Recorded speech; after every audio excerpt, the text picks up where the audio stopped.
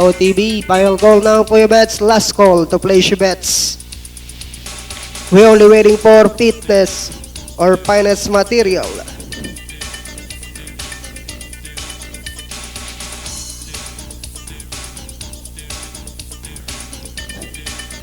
Two-year-old maiden 2. 1,400 meters is the distance.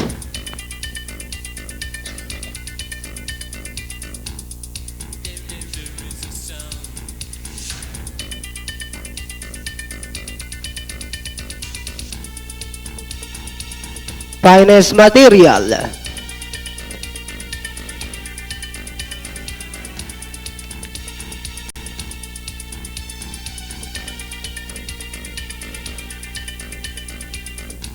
Still away from the gate, you can still place your bets.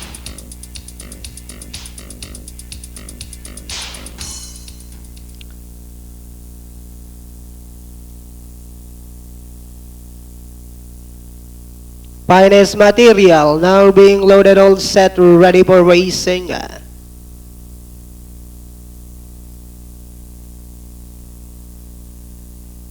Racing just is started. We have all Joan burst to show quickness at the start, just in time, moving upon the outside through to form.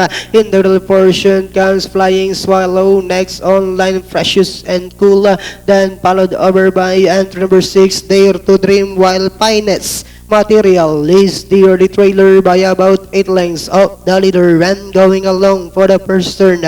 We have just in time by a length and a half.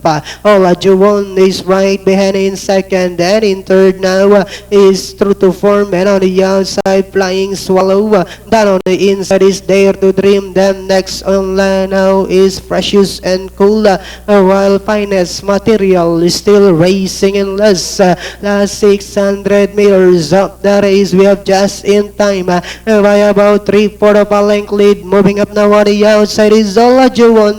Then here comes Flying Swallow in the middle portion, True to Form.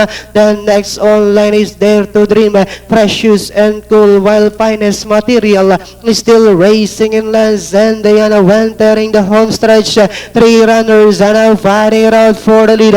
True to Form, Olajuwon is done on the inside, and on the outside now is Flying Swallow. We have True to Form by the length. Flying Swallow is on the outside. True to Form, Flying Swallow is on the outside, moves up to take the lead, and finally it's Flying Swallow, True to Form, Olajuwon, then comes Finance material.